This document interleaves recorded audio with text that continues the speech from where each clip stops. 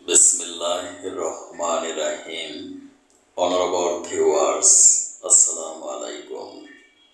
বিশ্বের যে প্রান্ত থেকে আমার ন্যাশনাল ডক্টর অনুষ্ঠানটি দেখছেন, ডিজিটাল বায়োকেমিক মেডিকেল কলেজ হসপিটালের পক্ষ থেকে ডক্টরস টক টিভি 100K চ্যানেলের সকল দর্শক শ্রোতাদেরকে জানাচ্ছি আন্তরিক অভিনন্দন। সম্মানিত দর্শক শ্রোতা, 2016 সালে the journal of clinical biochemistry and নিউট্রিশনের তথ্য অনুযায়ী দৈনিক 1 থেকে 3 গ্রাম বে লিফ বা তেজপাতা পানি পান করলে 30 দিনের মধ্যে সুগার নিয়ন্ত্রণে আসবে। ইনসুলিন অ্যাক্টিভিটি বাড়িয়ে দেয় এই তেজপাতা পানি, ফলে ইনসুলিন রেজিস্ট্যান্সকে রিভার্স করা সম্ভব। এই তেজপাতায় রয়েছে এসেনশিয়াল অয়েল নামক এক প্রকার রাসায়নিক পদার্থ যা সুগারকে কন্ট্রোল করে। আরও রয়েছে পলিফেনল নামক এক প্রকার কেমিক্যাল সাবস্টেন্স।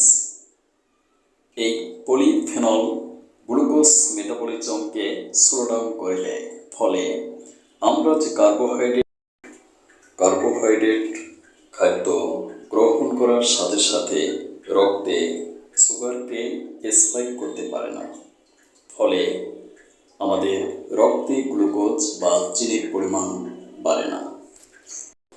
বিশ্ব স্বাস্থ্য সংস্থা গাইডলাইন অনুযায়ী ডায়াবেটিক্সের অন্যতম প্রধান কারণটি হল ইনসুলিন রেজিস্ট্যান্স, অর্থাৎ ইনসুলিন ইনঅ্যাক্টিভ হয়ে যাওয়া। আমরা যখন অধিক পরিমাণ কার্বোহাইড্রেট জাতীয় খাদ্য গ্রহণ করি, তখন আমাদের প্যানক্রিয়াসের বিটা সেল থেকে অতিরিক্ত ইনসুলিন সিক্রেশন হয়ে রক্তে মিশে, ফলে রক্তে ইনসুলিনের পরিমাণ বেড়ে গিয়ে ইনসুলিন রেজিস্ট্যান্স ঘটে। তেজপাতার মধ্যে থাকা বিভিন্ন রকম রাসায়নিক পদার্থ এই ইনসুলিন রেজিস্ট্যান্সকে রিভার্স করতে পারে। আপনি ঘরে বসে নিজে পরীক্ষা করে দেখতে পারেন সত্যি তেজপাতার পানি ডায়াবেটিক্স নিয়ন্ত্রণ করতে পারে কিনা। প্রথমে আপনি সর্বপ্রকার ডায়াবেটিক্স মেডিসিন বন্ধ করুন।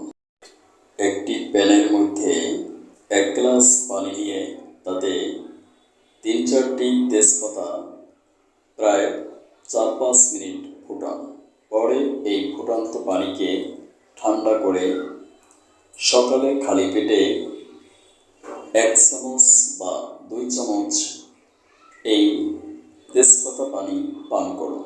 এভাবে 1 সপ্তাহ পান করার পর ফলাফল লক্ষ্য করুন এবং আমাদের কাছে কমেন্ট করে জানান। যদি আপনার সুগার না কমে, তাহলে পুনরায় আবার ডায়াবেটিক্সের মেডিসিন শুরু করুন। ডাক্তারের পরামর্শ গ্রহণ করুন। স্থায়ী চিকিৎসার জন্য যোগাযোগ করুন আমার প্রতিষ্ঠিত প্রতিষ্ঠান digital biochemic medical college hospital.